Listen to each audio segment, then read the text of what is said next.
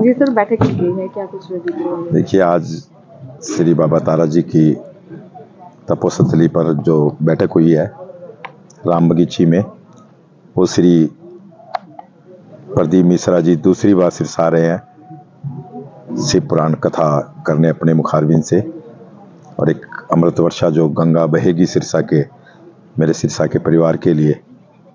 पिछली बार भाई गोपाल कांडा जी और जब हम कथा सुन रहे थे तो उस कथा में एक चलते चलते श्री प्रदीप मिश्रा जी ने एक बात कही थी कि अगर कोई आदमी अपनी मनोकामना या अपनी कोई बात भगवान के समक्ष रखना चाहता है तो वो मेरे पंडाल में जहाँ भी मेरी भारतवर्ष में कथा हो रही है पंच कथा सुने तो उसकी मनोकामना पूरी होगी और भगवान शिव की उसकी बात सुनेंगे। तो ऐसा उन्होंने एक विचार रखा और भाई गोपाल कांडा जी ने उसे तुरंत पकड़ लिया कि मेरा सिरसा का परिवार तो शायद बाहर जाके आपकी 5 कथा नहीं सुन सकता, तो आप मेरी 5 कथाएं आप इसी पंडाल में श्री बाबा तारा जी कुटिया में करें।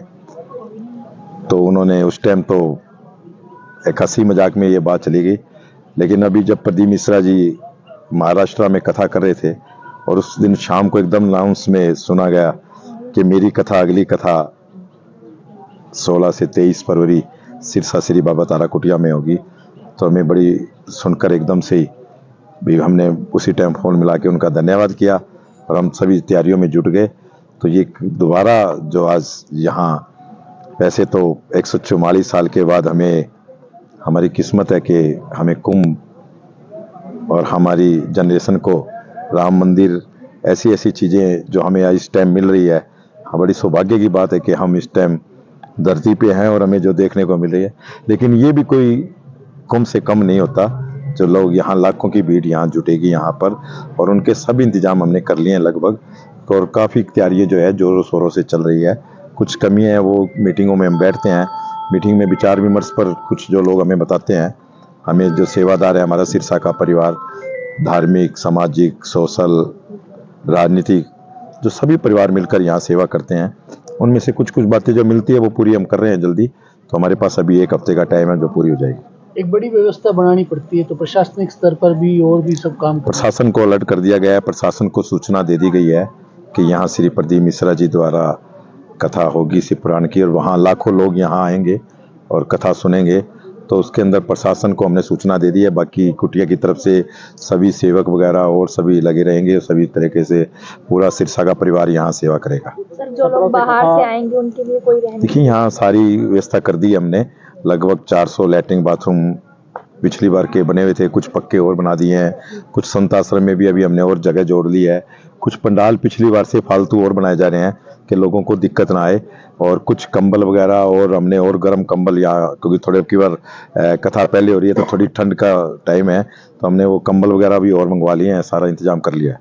17 से कथा गोविंद जी शुरू हो रही है जी। मिश्रा जी कब तक सिरसा पहुंचे? 16 शाम को 4 बजे यहाँ, जैसे ही वहाँ पर कथा सुबह, क्योंकि प्रदीप मिश्रा जी का एक नियम है कि जिस दिन लास्ट दिन होता है तो वो सोचते हैं कि जो मेरे साथ सेवक चल रहे हैं 40-50 हज़ार सेवक उनके साथ रहते हैं, वो अपने घर सुविधा से शाम तक पहुँच जाएं। तो वो सुबह 8 बजे से लेके 11 बजे तक कथा करते हैं और 11 बजे वो वहाँ से कथा को विराम कर देते हैं और उसके बाद लोग अपने अपने घरों की तरफ निकल जाते हैं कि शाम तक हम अपने घरों में पहुँच जाएं। तो वैसे ही ये जो कथा है प्रयागराज में चल रही है 10 तारीख से 16 तारीख तक। तो जब वहाँ पर 11 बजे के बाद 12 बजे वो फारिग हो जाएंगे तो 3 बजे वहाँ से चलेंगे और 4 बजे अपने एयरपोर्ट पे यहाँ एयरफोर्स में उतर जाएंगे और उसके बाद 4 बजे के बाद श्री बाबा तारा कुटिया में आएंगे। तो क्या इस बार भी शोभा यात्रा निकाली जाएगी जिस तरह से भव्य शोभा पिछली बार? आप कहेंगे तो निकाल देंगे। अगर सिरसा वालों का मन होगा और वो उनका दर्शन करना चाहेंगे तो जरूर कर देंगे, जरूर निकाल देंगे। वो उनका बड़ा मन रहता है, सिरसा के ऊपर उनका बहुत बड़ा आशीर्वाद है, तो इसलिए उन्होंने दूसरी कथा, वरना ऐसी कथाएं सालों साल लग जाते हैं मिलने में, और उन्होंने बड़ी जल्दी जो कथा दी है तो मैं उनका आभार प्रकट भी करता हूँ श्री प्रदीप मिश्रा जी का। और आप अगर कहेंगे और सिरसावासी कहेंगे तो शोभा यात्रा जरूर निकालेंगे। सिरसावासियों से कोई आखिरी अपील? मैं तो यही कहूँगा कि ऐसी दुर्लभ कथा और भगवान शंकर का जहाँ वास है, बाबा तारा जी का जन्म भी शिवरात्रि का, ब्रह्मलीन शिवरात्रि का, और ये शिव की जगह, और जहाँ से सरस्वती नदी का ये किनारा, जहाँ सरस्वती नदी यहाँ से निकलती है, और वहाँ जब शिव पुराण कथा निकल रही है और वहाँ भी श्री प्रदीप मिश्रा जी के मुख से जो गंगा बहेगी, तो हमें सभी को यहाँ कर ये कथा श्रवण करनी चाहिए। ज़्यादा से ज़्यादा लोग यहाँ सिरसा का परिवार आए, क्योंकि कोई पास सिस्टम नहीं है, जो पहले आएगा वो पहले बैठेगा और सबकी भोजन की व्यवस्था है, भोजन करके जाए। ठीक।